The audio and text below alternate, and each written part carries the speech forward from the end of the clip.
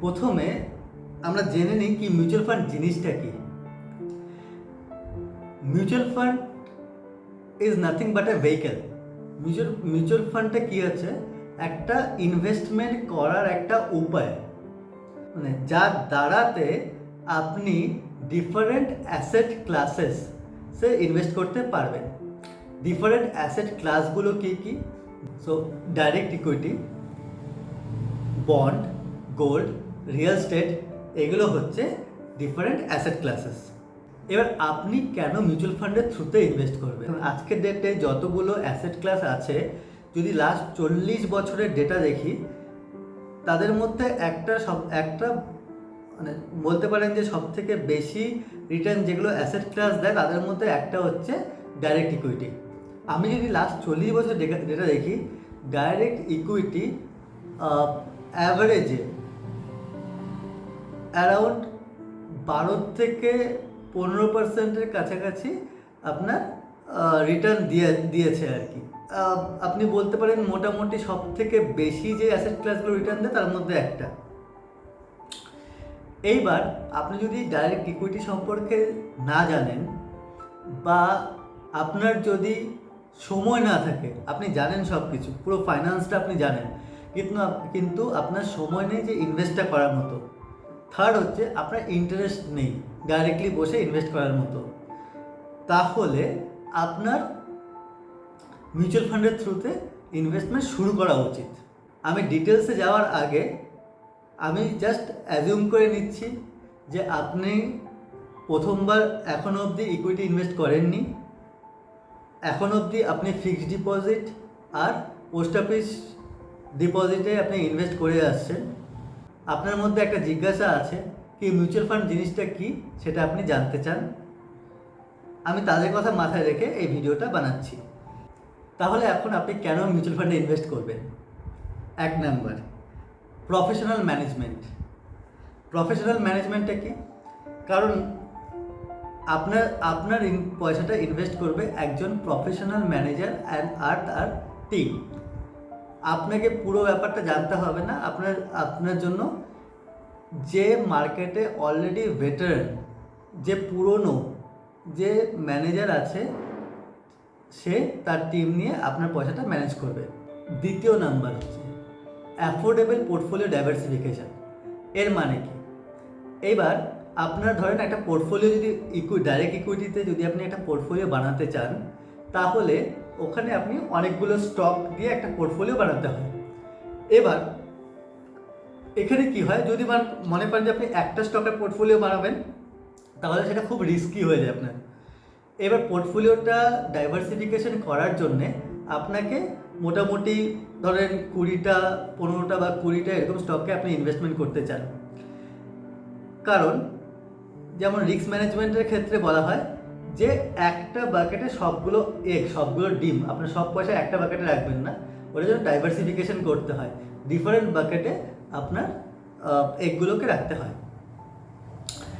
তো এই ক্ষেত্রে যেটা হয় যে, এবার ধরে নেওয়া যাক আপনি যে পোর্টফোলিওতে ইনভেস্ট করতে যাচ্ছেন, আপনার পোর্টফোলিওতে MRF tyres, Honeywell automation, abbot India এর মতো স্টকসগুলো আছে। যেমন ধরুন আজকের ডেটে আপনার এমআরএফ টায়ার অ্যারাউন্ড 80-র কাছাকাছিতে ট্রেড করছে, 80,000-এর কাছাকাছি একটা স্টকের দাম। হানিওয়েল অটোমেশন একটা স্টকের দাম 45 থেকে 50-এর কাছাকাছি ট্রেড করছে। আপনার অ্যাবোট ইন্ডাস্ট্রিজ অ্যারাউন্ড 15,000-এর কাছাকাছি ট্রেড করছে। তো আপনি এই যে পোর্টফোলিও ডাইভার্সিফিকেশন, আপনি ছোট অ্যামাউন্ট নিয়ে এত বড় পোর্টফোলিও ডাইভার্সিফিকেশন করতে পারবেন না। সেই জায়গায় আপনি যদি মিউচুয়াল ফান্ডের থ্রুতে আপনি মাসে মাসে 500 টাকা করে যদি ইনভেস্ট করেন, তো 500 টাকা কী করে, এই যে পোর্টফোলিওটার পুল অফ মানি থাকে, যে ইনভেস্টারদের পুল অফ মানি থাকে, ওইটা দিয়ে যে পুরো পোর্টফোলিওতে ইনভেস্ট করে, তার একটা অংশ, একটা ইউনিটস 500 টাকার ইউনিট আপনি পেয়ে যান।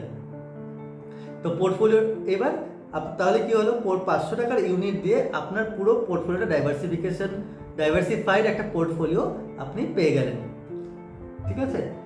তো সেই জন্য মিউচুয়াল ফান্ডে এসআইপি থ্রুতে ইনভেস্ট করা খুব ইজি, খুব সহজ এবং আপনি যে কোনো সময় শুরু করতে পারেন। তারপরে হচ্ছে ইকোনমিক্স অফ স্কেল। এবার ইকোনমিক্স অফ স্কেলের মানেটা কি? এর মানে হচ্ছে যেহেতু এখানে অনেক বড় পয়সা ম্যানেজ করা হয়, সেই জন্য একটা ফান্ড হাউস প্রচণ্ড হাইলি কোয়ালিফাইড, হাইলি ম্যাচিওর প্রফেশনালকে রাখতে পারে, যার স্যালারি অনেক বেশি দিতে হয়, প্লাস তার রিসার্চ টিম, এটা খুব বড় একটা রিসার্চ টিম রাখতে পারে। তো এতে কি হয়, যেহেতু তারা অনেক বড় ফান্ডকে ম্যানেজ করে, তাই এক একটা ইউনিট প্রতি যে কস্টটা হয় সেটা খুব কম হয়। তো আপনি খুব কম পয়সা দিয়ে এত বড় একটা এক্সপার্টকে দিয়ে আপনার পয়সাটাকে ম্যানেজ করাতে পারেন। দেন হচ্ছে লিকুইডিটি। আপনি যদি কোনো বাজার থেকে কোনো সিকিউরিটি কেনেন, তাহলে আপনাকে কি করতে হবে, আপনি পারচেস করে ফেললেন, তারপরে আপনাকে সেলার খুঁজতে হবে। তো প্লাস আপনার রাইট টাইমে রাইট স্টক, রাইট যে কোম্পানি আছে ওই কোম্পানিটা আপনাকে খুঁজে পাওয়াটা মুশকিল হবে।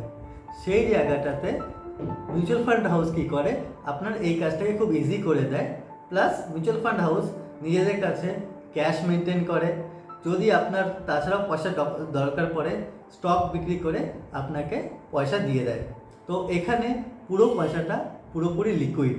আপনি যদি চান, যেদিন আপনি সেল করার জন্য অর্ডার দেবেন, তার ম্যাক্সিমাম 2 দিনের মধ্যে আপনার অ্যাকাউন্টে টাকা ঢুকে যাবে। তো এটা একদম লিকুইড। নেক্সট বেনিফিট হচ্ছে ট্যাক্স ডেফারেল বেনিফিট। ট্যাক্স ডেফারেল বেনিফিটটা কি? দেখুন, আজকে যদি আপনি কোনো স্টকে ইনভেস্ট করেন ডাইরেক্টলি, তাতে কি হয়, আপনি যখন কিনবেন বা বেচবেন, যদি 1 বছরের নিচে সেটা হয়, তাহলে আপনার সেটা শর্ট টার্ম ক্যাপিটাল গেইন হয়। যখন এটা মোর দেন 1 ইয়ার যখন সেটা হয় লং টার্ম ক্যাপিটাল গেইন। ঠিক আছে? এবার যখন স্টকে পার ইউনিটের মধ্যে আপনার শর্ট টার্ম আর লং টার্ম ক্যাপিটাল গেইন দিতে হয়। বাট যখন আপনি মিউচুয়াল ফান্ডে ইনভেস্ট করবেন, তখন মাঝখানে যে মানে স্টকের বাই সেল এটা হয়, এই পুরোটা mutual fund as a one product এটা হয়। আপনার কাছে এটা তখনই আপনাকে ট্যাক্স দিতে হয় যে সময় আপনি ওটা সেল করলেন।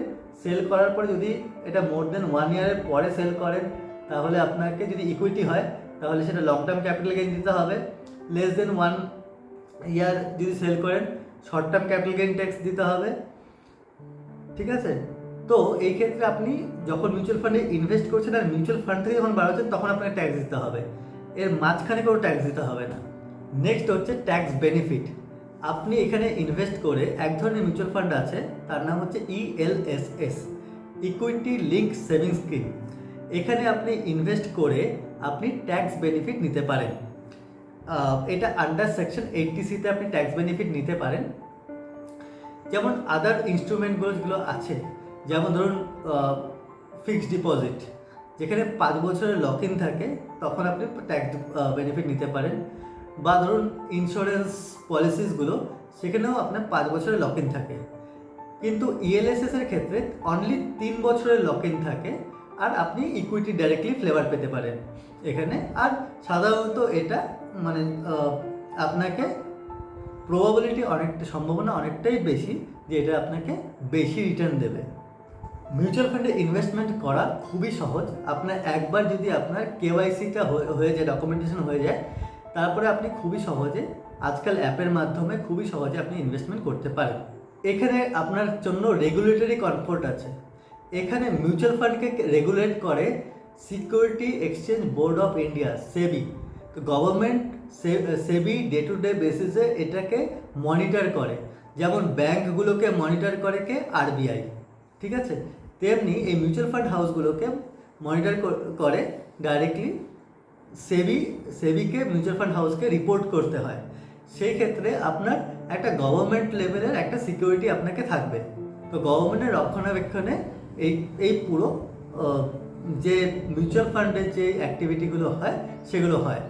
এখানে আপনি ডিফারেন্টভাবে ইনভেস্টমেন্ট করতে পারবেন। এই ডিফারেন্টভাবে কী? একটা হচ্ছে এসআইপি মানে হচ্ছে সিস্টেমেটিক ইনভেস্টমেন্ট, মানে প্রত্যেক মাসে মাসে আপনি একটা টাকা ইকুইটিতে ইনভেস্ট করতে পারেন। এটা ধরুন আপনার যখন আপনি স্যালারিড এমপ্লয়ি হয়, তো আপনার আফটার এক্সপেন্সেস যে অ্যামাউন্টটা বাঁচবে, ধরুন 3,000, 5,000, 10,000, কেউ 1,00,000ও করে, কেউ 5,00,000ও করে, কেউ 2,50,000ও করে পার মাসে ইনভেস্টমেন্ট। তো আপনার সুবিধা মতো আপনি মাসে মাসে এটাকে ইনভেস্টমেন্ট করতে পারেন। নেক্সট হচ্ছে SWP। SWP হচ্ছে সিস্টেমেটিক উইথড্রয়াল প্ল্যান। তো আপনি সিস্টেমেটিক্যালি উইথড্র করতে পারেন, যেরকম প্রত্যেক মাসে একটা টাকা আপনি মাসে মাসে বা প্রত্যেকটি নির্দিষ্ট পিরিয়ডে মিউচুয়াল ফান্ড থেকে আপনি উইথড্র করতে পারেন। এটাকে বলা হয় সিস্টেমেটিক উইথড্র প্ল্যান। থার্ড হচ্ছে সিস্টেমেটিক ট্রান্সফার প্ল্যান, মানে এক ফান্ড থেকে আরেক ফান্ডে একটা নির্দিষ্ট পিরিয়ডে প্রত্যেক মাসে বা প্রত্যেক সপ্তাহে ট্রান্সফার করতে পারেন। ধরুন আপনি আজকে আপনার ধরুন 50 লাখ আপনি ইনভেস্ট করবেন। এবার 50 লাখ ডাইরেক্টলি ইনভেস্ট না করে 50 লাখ ডাইরেক্টলি একটা ডেট ফান্ডে রেখে দিন। Date fund almost equivalent to fixed deposit. তো এটা কী করে, এটা গভর্নমেন্ট সিকিউরিটিতে ইনভেস্ট করে। এখান থেকে প্রত্যেক মাসে একটা টাকা ইকুইটিতে ইনভেস্ট করুন। তাহলে কী হবে, ইকুইটির যে ভোলাটিলিটির জন্য যে রিস্কটা আছে, ওই রিস্কটা অ্যাডজাস্ট হয়ে যায়। আর আপনার রুপি কস্টিংটা যে আছে, মানে যেটা আর কি আপনার কেনার যে প্রাইসটা আছে, সেটা একটা জায়গায় অ্যাভারেজ আউট হয়ে যায়। তারপর যখন মার্কেটের একটা সাইকেল পাবেন, যখন মার্কেটটা এভাবে গ্রো করবে, তখন আপনার ওই প্রফিটটাকে বুক করে নিয়ে তারপর আবার রিইনভেস্টমেন্টও করতে পারেন, বা আপনি প্রফিটটাকে এনজয় করতে পারেন। তো এটা হচ্ছে আপনার সিস্টেমেটিক ট্রান্সফার প্ল্যান। আরেকভাবে কি হয়, সিকিউরিটিতে অনেকটা ইনভেস্টমেন্ট হয়ে গেছে, তো এইবার আপনি ওটাকে ডাইভার্সিফিকেশন করবেন ডেটে। তারপর ইকুইটি ফান্ডের থেকেও আপনি ডেট ফান্ডে আপনি টাকা ট্রান্সফার করলেন, আর ডেট ফান্ড থেকে আবার ধরুন SWP থ্রুতে আপনি প্রত্যেক মাসে মাসে টাকাটা নিচ্ছেন। তো সেগুলো আলাদা স্ট্র্যাটেজি। তো এই জন্যই আমি বলি যে মিউচুয়াল ফান্ড অনেক রকম হয়, এখানে অনেক ধরনের স্ট্র্যাটেজি দিয়ে আপনি ইনভেস্ট করতে পারেন। তো এর জন্য আপনার একজন প্রফেশনাল মিউচুয়াল ফান্ড অ্যাডভাইজারের সাথে সবসময় ইন টাচে থেকে, মানে সবসময় সাথে থেকে তার সাথে কনসাল্ট করে আপনাকে ইনভেস্টমেন্ট করাটা দরকার। ঠিক আছে। এবার সমস্ত প্রোডাক্টের কিছু পজিটিভ দিক থাকলে কিছু নেগেটিভ দিকও থাকে। তো এর নেগেটিভ দিকগুলো কি? এক নম্বর হচ্ছে এর মধ্যে কাস্টমাইজেশন করা সম্ভব নয়। কাস্টমাইজেশন মানে হচ্ছে, এবার আপনার এখানে কি হচ্ছে, এটা হচ্ছে রিটেলের জন্য আর কি মিউচুয়াল ফান্ডটা। যখন অনেক ইনভেস্টরের একটা বড় পুল অফ মানি ইনভেস্ট হচ্ছে, এটা স্ট্র্যাটেজি সবার জন্য একই স্ট্র্যাটেজি থাকবে আর কি। তো আপনার জন্য কোনো কাস্টমাইজেশন সম্ভব নয়। যেটা সম্ভব ধরুন পোর্টফোলিও ম্যানেজমেন্ট সার্ভিসের মতো যেগুলো স্পেশালাইজড সার্ভিস আছে, সেগুলো সম্ভব। টোটাল 44 ফান্ড হাউস আছে, টোটাল 2,500-র ওপরে আপনার ফান্ডস আছে। ঠিক আছে। এবার এত ধরনের ফান্ড আর ডিফারেন্ট টাইপসের ফান্ড আছে। তো একটা লেম্যান ইনভেস্টারের জন্য একটা সাধারণ ইনভেস্টারের জন্য খুব কনফিউজিং। তো ওর জন্য আপনাকে সবসময় একজন প্রফেশনাল মিউচুয়াল ফান্ড অ্যাডভাইজারের সাথে কনসাল্ট করে ইনভেস্ট করা দরকার। কারণ ডিফারেন্ট ফান্ড হতে পারে, আপনার রিস্ক অ্যাপাটাইট ডিফারেন্ট, আপনার যে প্রয়োজন সেটা ডিফারেন্ট, আপনার গোল ডিফারেন্ট। তো একজন মিউচুয়াল ফান্ড অ্যাডভাইজার আপনাকে গাইড করে দেবে কীভাবে ইনভেস্টমেন্ট করতে হবে, কোন ফান্ডে আপনাকে ইনভেস্টমেন্ট করা উচিত। নেক্সট হচ্ছে আপনার মিউচুয়াল ফান্ডে যে কস্টিংটা আছে তার উপরে আপনার কোনো কন্ট্রোল নেই। কারণ এটা যখন একটা বড় ফান্ড ইনভেস্ট করা হয়, তখন সবার জন্য এক কস্টিংই থাকে। তো এখানে আপনি মিউচুয়াল ফান্ডের ওপর আপনি যে কস্টিংয়ের ক্ষেত্রে কোনো কন্ট্রোল করতে পারবেন না, সেটা মিউচুয়াল ফান্ড হাউস কন্ট্রোল করে। আশা করি আপনি কনসেপ্টগুলো বুঝতে পেরেছেন।